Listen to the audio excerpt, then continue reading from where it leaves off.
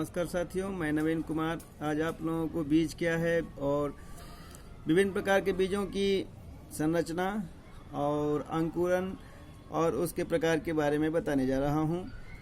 बीज देखिए, बीज पौधे का कोई भी भाग जो अपने सदृश नए पौधे को उगाने की क्षमता रखता है, और या दूसरे शब्दों में कह सकते हैं हम कि बीज पौधे का वह जीवित संरचना होता है जो अपने सदृश पौधे को उगाने की क्षमता रखता है। साथ में यह बीजपत्र, भ्रूणपोष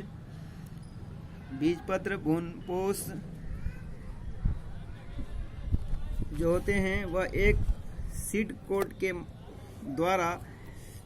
के द्वारा घिरे होते हैं और उसके अंदर भोज्य पदार्थ सुरक्षित रहते हैं, बीज कहे जाते हैं।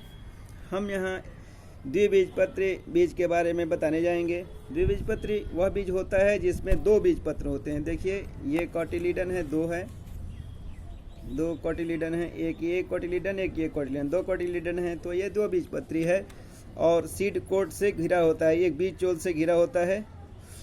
जो बीज चोल दो प्रकार के होते हैं, एक होता है बाह्य बीज चोल, एक होता है अंतः बीज चोल। बाह्य बीज चोल को टेस्टा कहते हैं। टेस्टा रंगहीन होता है और टैगमैन रंगहीन होते हैं, और ये बीजों को एक निश्चित संरचना प्रदान करते हैं, साथ में बीजों को सुरक्षा भी प्रदान करते हैं।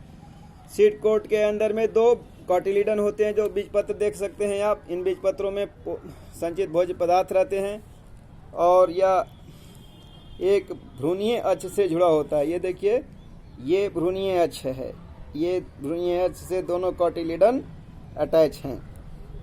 भ्रूणीय अक्ष के ऊपर वाले भाग को एपिकोटाइल कहेंगे, नीचे वाले भाग को हाइपोकोटाइल कहते हैं। एपिकोटाइल के ऊपर प्लूम्यूल रहता है जो कि शूट सिस्टम बनाता है, पत्ता सिस्टम बनाता है, और हाइपोकोटाइल के नीचे वाले भाग में रेडिकल होते हैं जो जड़ बनाते हैं बाद में। अब हम एक बीजपत्री बीज की बात करें जिसमें केवल एक ही बीजपत्र होते हैं। एक बीजपत्री के एग्जाम्पल में धान, गेहूं, मक्का, ज्वार, बाजरा ऐसी फसलें आती हैं अनाज वाली ज़्यादातर। इसमें हम सीड कोट है या सीड कोट और फल भित्ति की दीवार जो होती है एक साथ अटैच होती है। इंडोस्पर्म रहते हैं इसमें, भ्रूणपोष हैं यह, और यहाँ ये कोटिलीडन है। ये कोटिलीडन जो कि भ्रूणीय अक्ष से भी जुड़ा हुआ है, उस ऊपरी भाग को एपिकोटाइल कहे, नीचे भाग को रेडिकल कहे। एपिकोटाइल जो है सो प्लूम्यूल रहेगा, यहाँ पे ये पत्ता बनेगा, रेडिकल से जड़ का निर्माण होगा। अब मैं आप लोगों को कुछ बीज जैसे चना के बीज के बारे में बताएंगे। चना के बीज की संरचना किस प्रकार की है। ये टेस्टा है, सबसे बाहरी भाग, जो टेस्टा के नीचे एक पतली सी लाइन जैसी रेखा है वो रेफे कहेंगे, इसे हम चलाजा कहते हैं। माइक्रोपाइल से ऊपर एक गड्ढे नुमा संरचना है जिसे हाइलम कहते हैं, और यहाँ एक छिद्र नुमा संरचना होती है जिसे माइक्रोपाइल कहते हैं। ये चिकपी में है।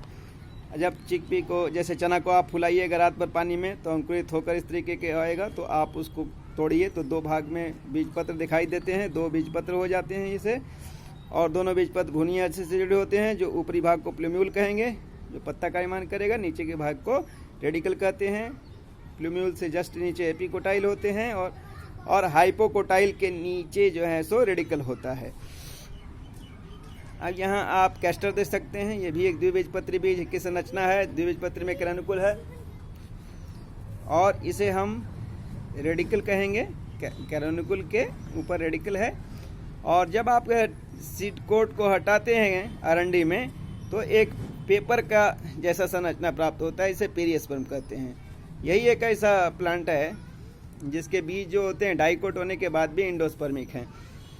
और यहाँ रेडिकल है, देख सकते हैं, ये सीड कोट हुआ, सीड कोट गिरा हुआ है और कोटिलीडन है, और ये कैरानुकुल है, तो इसे कैरानुकुल कहें। ये अरंडी के बीजों की ये संरचना है। अब मैं बीजों के अंकुरन के बारे में बताया जाए। अंकुरन क्या है? देखिए, अंकुरन जो है वह बीज अपने डोरमेंसी को तोड़कर जड़ तंत्र और तना तंत्र या पत्ती तंत्र को बना लेता है तो उसे हम अंकुरन कहते हैं। अब यहाँ एक चना का बीज को रात भर फुलाते हैं तो देखते हैं कि ये रेडिकल निकला, और इसमें हम लोग ये जाने कि अंकुरन दो प्रकार के होते हैं।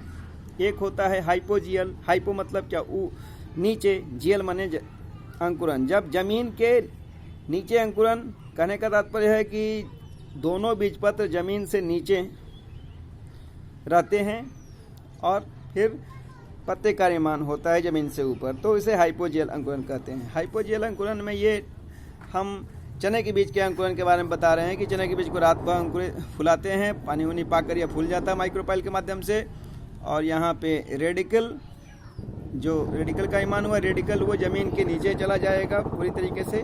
बीजपत्र भी जो रहेंगे नीचे ही रहेंगे, ये सब जमीन के नीचे ही हैं, जमीन के नीचे हैं दोनों बीजपत्र, इसलिए ये हाइपोजियल जर्मिनेशन है। और फिर ये प्लूम्यूल धीरे धीरे बढ़ रहा है, देखिए प्लूम्यूल जाके ये पत्ता का निर्माण कर लेगा और हाइपोटाइल है ये ग्रो करेगा नीचे की ओर, तो ये क्या बना आपका प्राइमरी रूट, प्राथमिक जड़ का निर्माण हुआ। रेडिकल से क्या बना, जड़ बन गए। ये टैप रूट सिस्टम है और यहाँ हमारा सूट का निर्माण हुआ, पत्ता बना। और चना कैसा होता है, डाइकोट है और नॉन इंडोस्पर्मिक है, मतलब इसमें बीज भ्रूणपोष नहीं होता।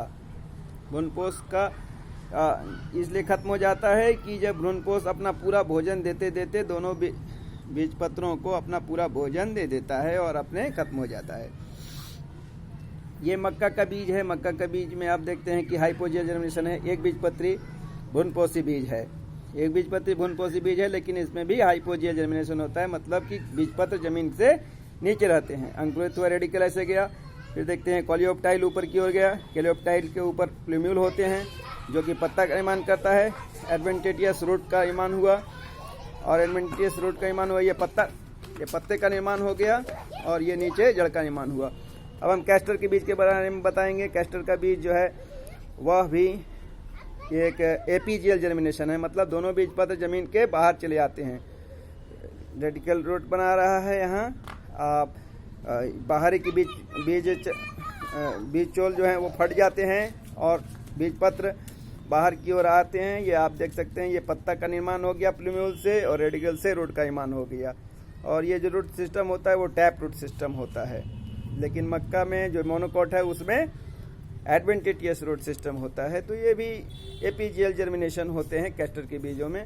तो कुछ संरचनाएं मैं आपको दिखाया, एक बीजपत्री के अंकुरन और द्विबीजपत्री के अंकुरन में, एपीजियल अंकुरन और हाइपोजियल अंकुरन के बारे में।